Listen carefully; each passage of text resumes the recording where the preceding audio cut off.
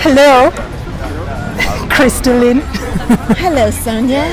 Long time no see. I know, right? Way too long, yo. This Nomadic Wisdom. Yeah. Well, I'm excited. Hey, Hi. we're back. Yeah, we're back. Hi. Yeah, I'm very excited about it actually. How too. do you feel? I feel really excited and, I'm excited to know what's going to come out of our mouths. Yeah, well, who knows? Yeah, man. Yeah, I don't know. Do you want to kick off with what you're up to or about to be up to? Well, I'll tell you. How about we do a quick intro? So my name's Crystalline Bell, and this is my dear friend, Sonia Zivkovic. Yeah, we're in Zagreb. This is not the first time we're doing these videos. We have a few of them online from about a year ago, right? Yeah. And it's been then about a year. Yeah, and then we put them on hold. Not our friendship, but the videos. We've both been professionally very busy. Yeah, and lots of traveling and exploring. So I remember you for at least a month in Costa Rica, at least twice in Paris, at least twice in the States. Yes, exactly. I since our last video, I have spent at least 12 weeks in China, a month in Argentina. Dubai. I went to Emirates 3 times. Right, yep. I think that between the two of us, we have 10 months of travel in the past 7 months. Exactly. And we both are business women and, on top of maintaining our friendships, our relationships with family, with friends, it's been just busy. So, but I'm excited because we've also decided that we will keep on trying to do this Nomadic Wisdom even if we are apart. So we'll have online online calls. Yeah, we're going to keep it going, and we're working that out in different ways using technology.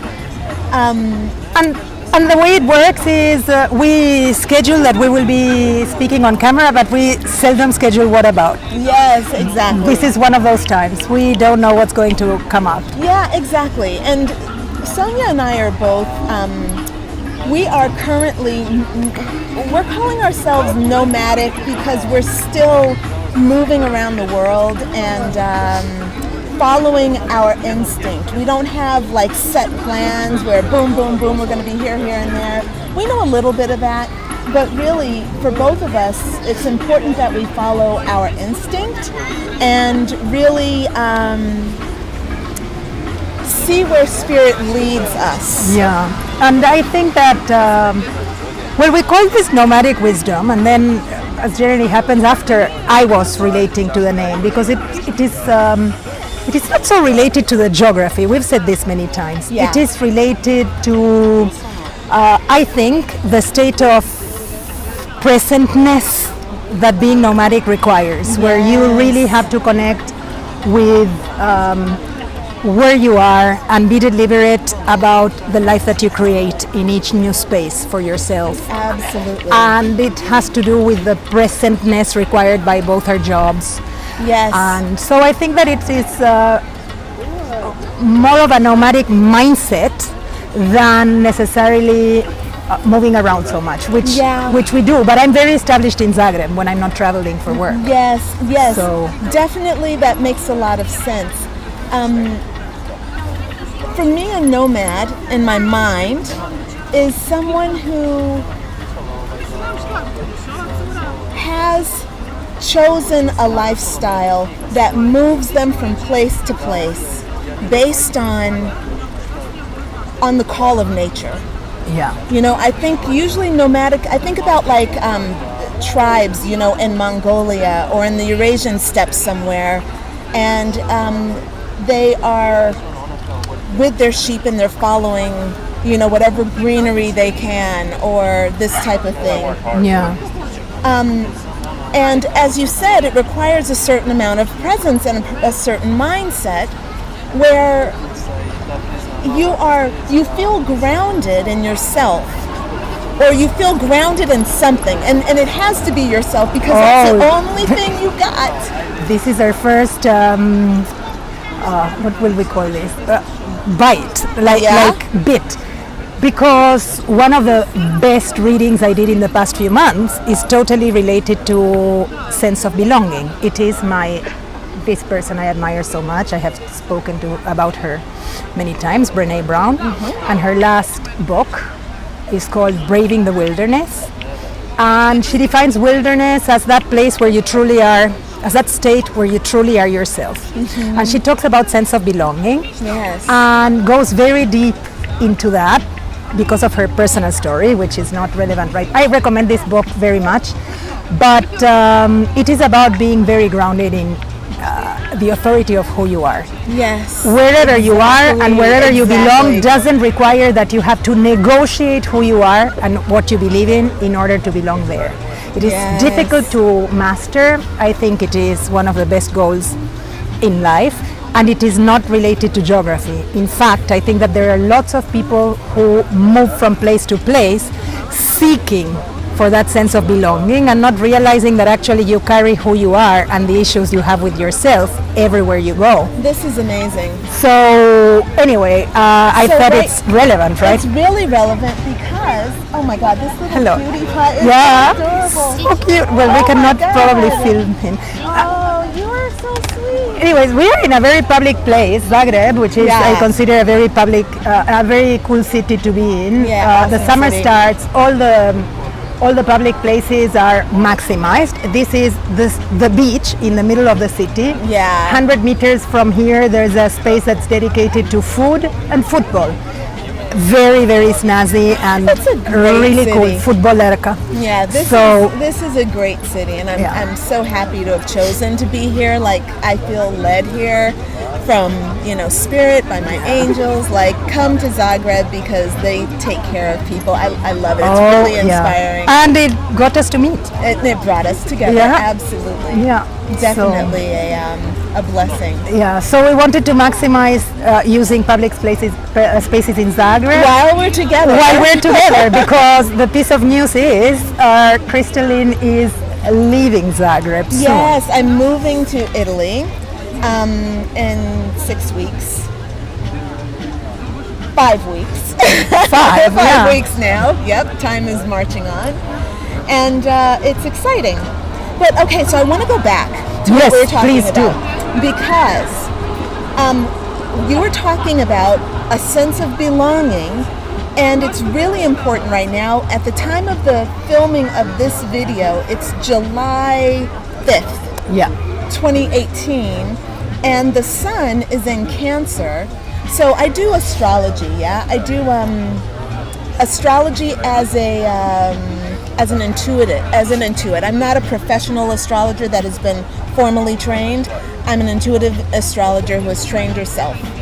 So every month I write a report of where the stars are, the sun and the stars and what's going on. Interestingly, the sun is in the sign of Cancer, and as you know, Cancer is represented by a little crab. So a crab carries its shell. It lives in its home. So as it walks around the world or it walks around the beach, it's always at home. And this is really important because if you know Cancer people, they have a terrific sense of belonging. They tend to move about the world with a sense of grace, and when you go to their homes, there's this kind of wonderful warmth that that draws you in naturally to their home. They're wonderful homemakers. Well, the thing is, they carry that out into the world wherever they go. They always feel at home in the world.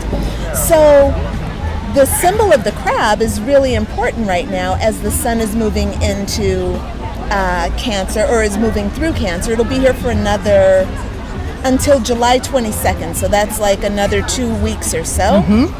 And this is a great time to practice tuning into how we can make this feeling of belonging happen no matter where you are in the world. Because I'm a person who's lived at home, like lived in California, and not felt like I belonged. And it's that contrast of not feeling like I belong that drove me to becoming a nomad and traveling the world, because I felt at home moving and touching down in a place, spending a little bit of time, then moving on. So for me, that sense of belonging came because I felt like I could belong in a place for a short time, but being there too long was a little bit uncomfortable for me because I had some of my own healing that I needed to do. Wow. Yeah. For me, it's I grew up where I belong, and I would say, a strong identity as an Argentinian and as a member of my family, both my nuclear family and my extended family. I grew up very close to them. So I have really actually pondered, why is it that with that strong sense of origin, it's a cycle, but I always have to move away from Buenos Aires. Or at least I have had 2 long periods of time living away from home. So when I lived in China and now. So you always, though, my question is, do you feel like you belong wherever you go? Do you feel always at home? Yeah. I feel at home. I would say I don't feel at home if I'm at a hotel for 2 or 3 days, but I feel at home everywhere. My professional bio actually says Sonia divides her time between Argentina, China, and Croatia, which are all home to her. Yes. And even when I say home, lots of times people ask me to clarify what is home. Yes. And I say, well, right now, for practical aspects, home is Zagreb. I have my flat, I have my stuff, right? But if I'm going to Argentina, I say I'm going home for a visit. Yes. And that's really interesting for me. For me, I consider Zagreb my home, and when I go back to California, I might say home, but it doesn't really feel like home. For me, what feels like home is where now my dog is. I have a dog. Yeah, well, this is right. So things have changed in the year. I just got a dog a couple of months ago. My youngest nephew, Apollo, love him. 7 months old and adorable as all get out. But that makes me feel like, oh no, where he can go, where he is settled, that is home for me. And it's funny, I made the comment on Facebook, I'm going home. And people are like, oh, so when will we see you? And I'm like, when you come to Zagreb. Of course. Yeah, like, what do you mean? This is where I consider home. This is where I live. How long did it take you to feel that way about Zagreb? Because there's another thing that my father is Croatian, my own father. My surname is Croatian, and although I am a student of the language, I grew up with a also very strong Croatian identity. So when I moved here, I moved to a place I knew. I moved to a peoples I belonged to in many ways. And you had been here before. And I had been here right. enormous amount of time. First time when I was 18, but then many, many times. So how long did it take you to feel Zagreb is home? Or what was the requirement? Not a lot. And you know why, Sonia, as I'm listening to you, our backgrounds are quite different. I'm the only child of a single mom. And I have a wonderful stepdad who came into my life later, but basically I was raised as an only child. And from the time I was born till the time I was 9 years old, we had moved 13 times between Northern California and Southern California. So that is a lot of movement. That is a nomadic lifestyle, and no wonder I feel comfortable moving from point A to point B. It feels natural for me, actually. So when I came to Zagreb, to answer your question, I don't think it took me more than, a very short time. Like I feel at home when I go to a place and I'm greeted by someone who's friendly. I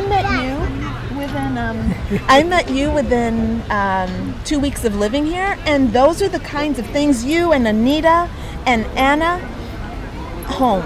Like, oh, I've got some friends, I'm liking this, we're doing things together. I like this, I feel at home. My work comes with me everywhere I go. So I'm always at home in a way. I don't know, it feels like I don't know. Yeah, I would say I have many homes. I am a good homemaker. And even if you saw things that I pack, you would understand that I need... I travel with a few essential oils. If I go into a hotel, I want that to Yes. have a those sense things. of, things that are always with me. And I'm not very attached to objects, but Yeah. more of an ambience or atmosphere Yes, that I yes, need yes. to feel grounded or to feel that I can ground myself quickly. Because Yes. also when I travel, generally there are about 9 or 10 priorities above myself. So I need to have resources, or I have developed resources that allow me to very quickly ground myself. Yeah, that's important. So- you know that self-care is really important Yeah. when you're living this nomadic lifestyle, right? Yeah. Yeah. So, and I think that also every one of my homes, I haven't had 13 addresses in my whole lifetime, No. by the way. You had 13 before you left the US, or as you were growing up. 13 by the time I was 9. I've had at least I am 25 43 addresses. and I have not had Yeah. 13 addresses, even if I count a few temporary flats. Yeah. Like places where I didn't stay longer than 3 months. Yeah. So yeah, very different in that sense. Yes. But so I would say that there's home that's atmosphere, and then there's the home that has to do with sense of belonging. Yes. And I don't know. I would say that with or without, I don't know if I have thought this through, or at least it's the first time I'm saying it. But especially in terms of that sense of belonging, or the Siddhartha or this Buddha figure of going everywhere, trying to search for something that you eventually find was always where you were initially. Right. And I think that that's an allegory of finding your belonging first in getting really in tune with who you are, which is something that I think in life takes a long time. And I think that it is the essential goal. I think that Of life, right? Yeah, I would yeah. agree. I say that's the work of life. Exactly, and I feel like one of the things that we need, the opportunity that comes by feeling like you don't belong, is that it opens you up, the contrast opens you up to really having to find who you are and find the support within.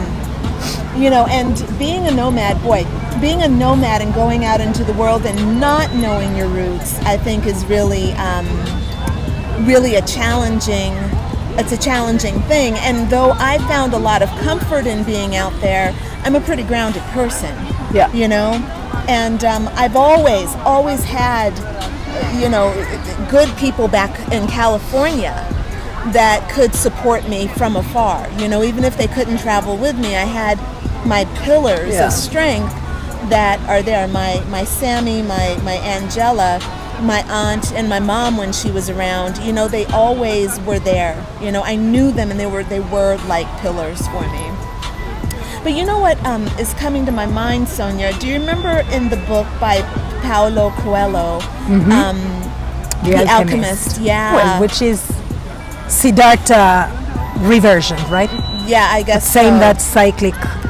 The point with him starting off as this shepherd, having a nomadic life, but a nomadic life within the realm of his country, Andalusia, and going on this journey, crossing the lands and moving from place to place, from environment to environment, and coming closer and closer to himself, and then only to return back to himself, or a new man, a new soul.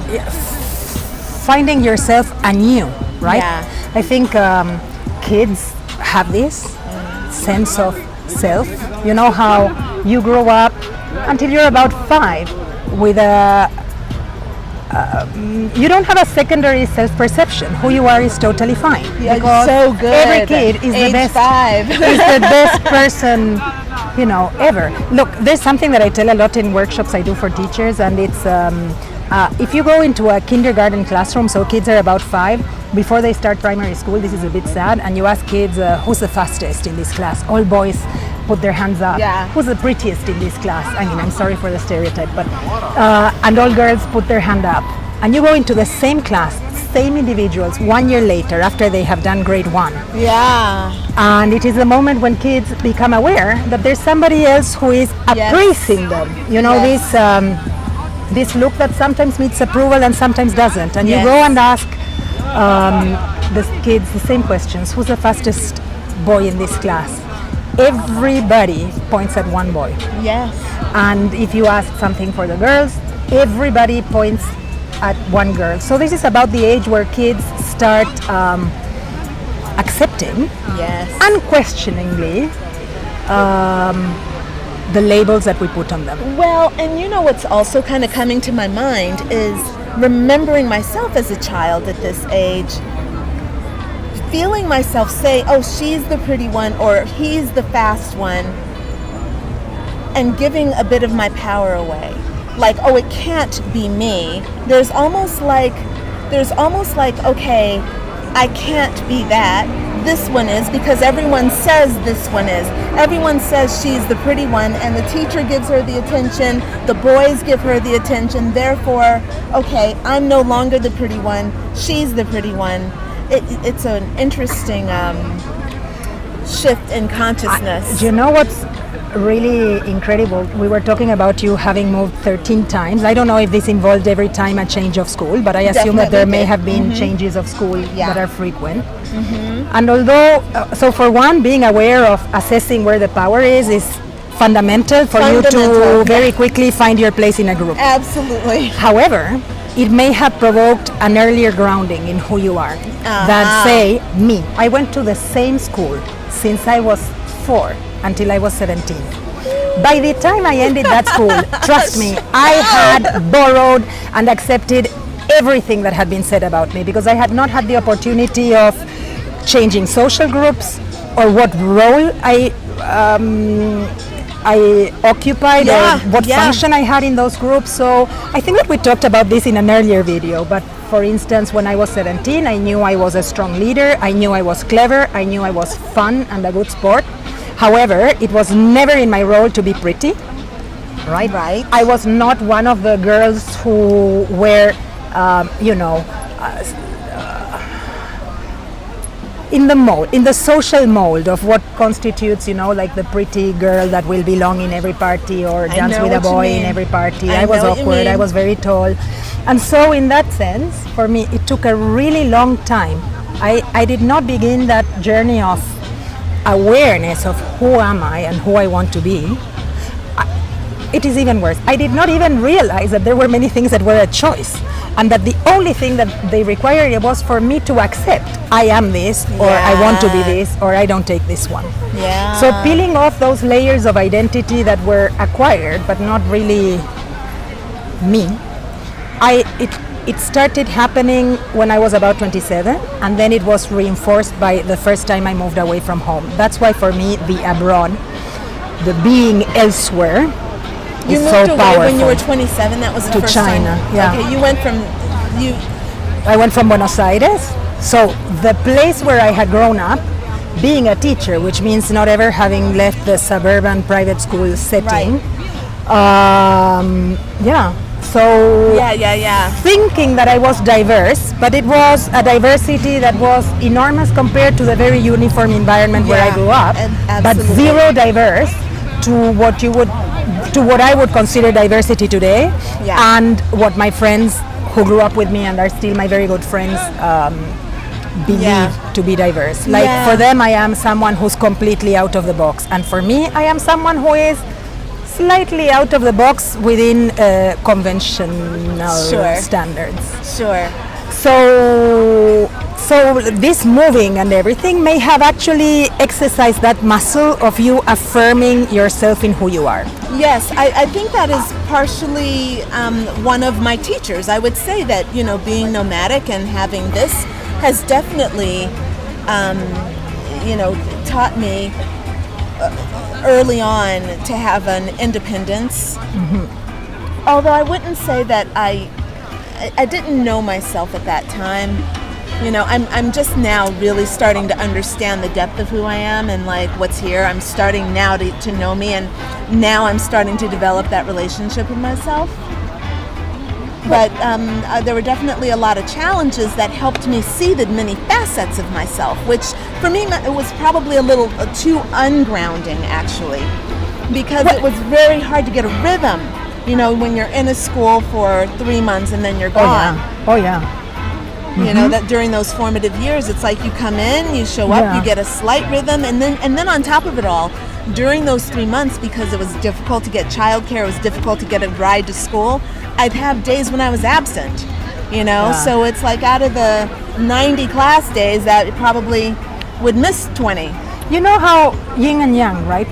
Every situation has an advantage and every situation has its disadvantages. Definitely. For me, it's this is something that in your line of work and in mine, you may find yourself saying this, but I do have a way of saying how there's no standard manual of procedures for life, because often, and especially in the setting where I'm working now, where often many people are expecting that we will give them, like, if you do this, like if you meditate, if you do this, you achieve well-being. It's bullshit. Exactly. I think that it is a craft. It is there are as many recipes as there are people. Exactly. And it's a moment-to-moment thing.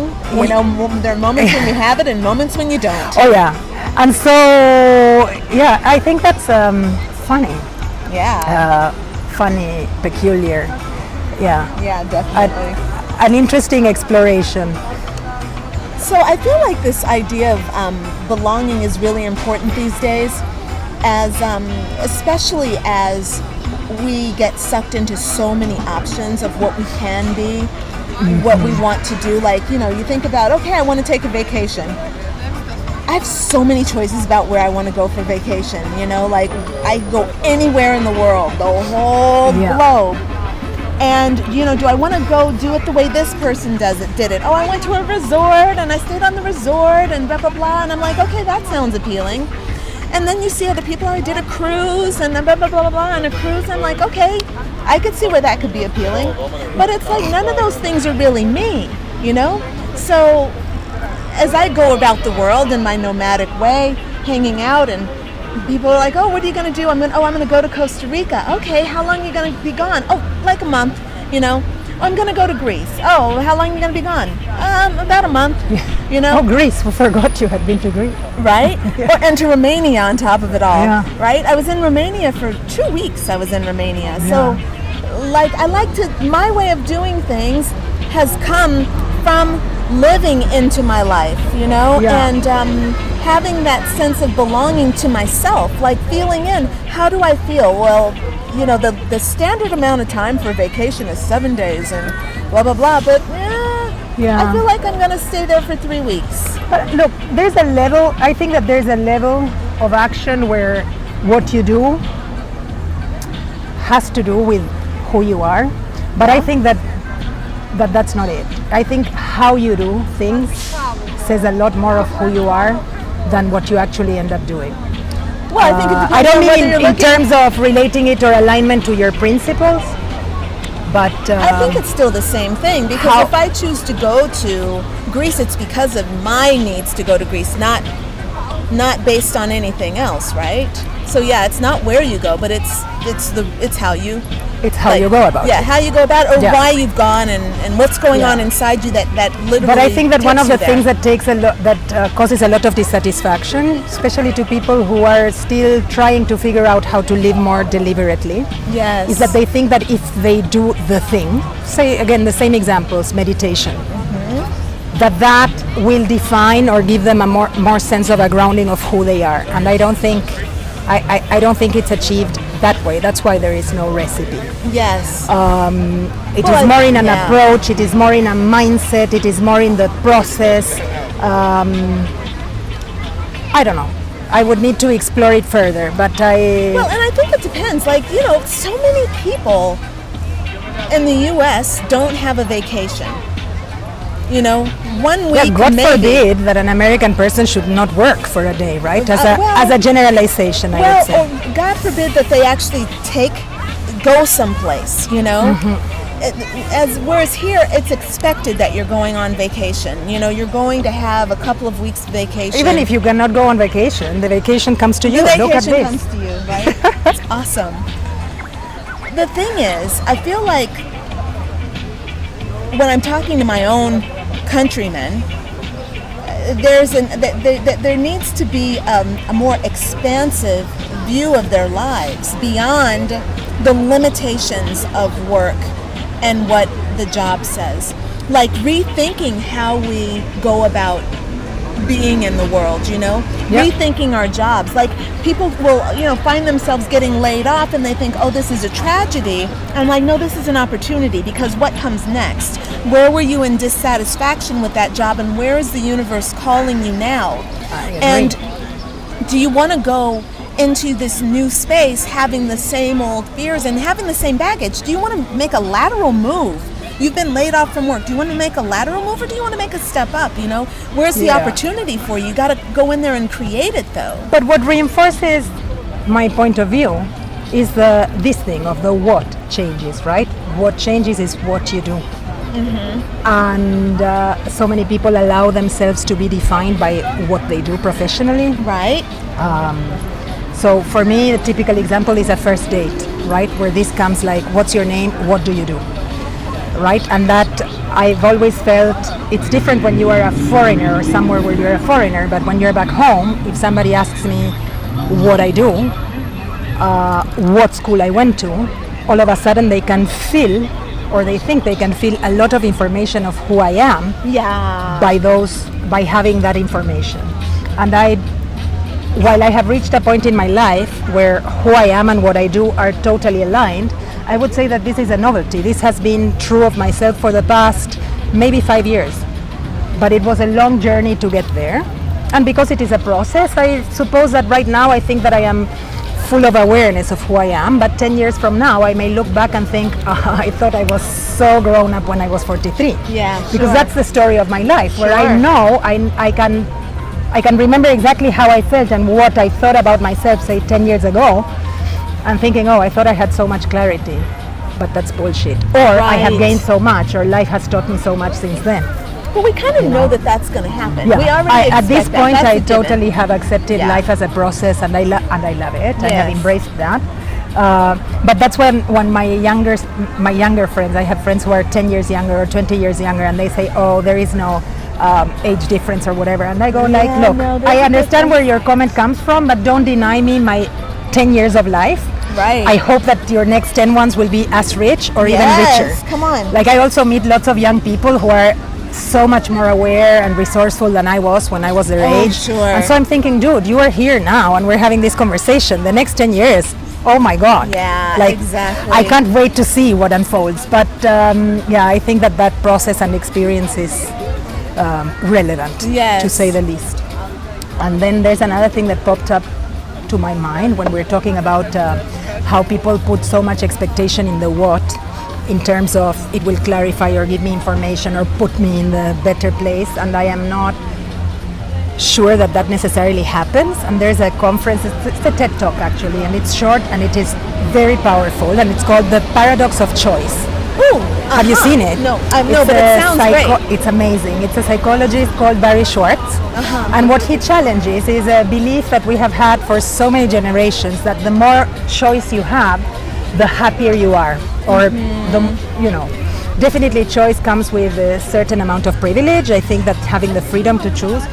But he debunks this myth. Yeah, I would think so. And talks about how he actually gives a great example, because he says 15 years ago or 20 years ago, I would go into the store to buy a pair of jeans, and I had two options. I buy these or I buy these. And so I would buy one pair of jeans and I would go home and be satisfied that I had bought a pair of jeans. Exactly. Move on. With the increasing amount of choice, what happens is that we increase the amount of dissatisfaction, because the moment we make a decision, we start second guessing or getting in tune with all the other things that we did not choose because we chose this one.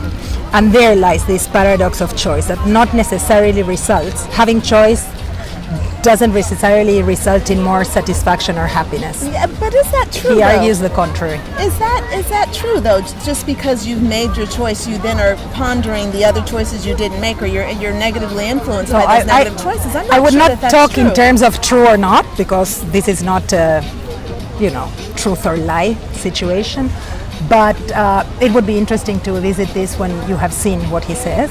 Yes. But actually, he's debunking this myth in the sense that an enormous amount of choice, and what happens, I think it has to do with expectation. When I make a choice, I'm very at peace with the choice I've made, and also many of the choices I make are not even, they don't have a forceful impact. Like, what will I have for lunch? I mean, impact on your figure. yeah, well, the big choice is, will I go to McDonald's or will I stick to my keto? But beyond that, what I mean is the detail, right? But look, it's definitely an interesting thing to look into. I will not say whether it is true or not. It is true that he made the conference. It is true that it is very, very clever. So is the book that he wrote. Yes, yes. But that's also my opinion. I think that he makes incredibly good arguments. This Well, I we'll saw check years out ago, so there are many details that I have not looked into, but it's definitely interesting to explore this thing, whether, having 5 choices may be a value, having 35 choices may not. Yeah, sure. So I think that's more of the spirit where he looks into, but it's definitely... It makes perfectly good sense what you're saying. It is worth looking into to explore. Yeah. We can maybe put a link to the TED Talk. Oh, that would be cool. Yeah. In the write-up. But right now I have to say I'm baking. I'm sweating. I'm getting sweaty. I actually think that also we had a very cool self-contained conversation, right? Yeah, definitely. So do you want to wrap it up? I think we can. Okay. So we'll be back with more. Exactly. We'll be back and we'll show up at another exotic location. Look at how exotic the Zagreb I'm thankful is. for this. I'm thankful for this sort of semi-shade. Yeah, this is very cool. Very cool. Very Boom. cool. So that's Sonia Okay. and Crystalline signing off. Thanks, guys. See you soon. Bye, darling friends. And maybe we should mention that there's a Facebook group for this, right? Oh, yeah. If For you wanna, following up or definitely. participating or commenting on. Yeah, we're going to reopen that whatever. Facebook group. Woo, woo. Cool. Ha, ha, ha, ha. Good. Yeah, Awesome. excellent. All Yay. right. Bye Thank you. for Bye. now, friends. Bye.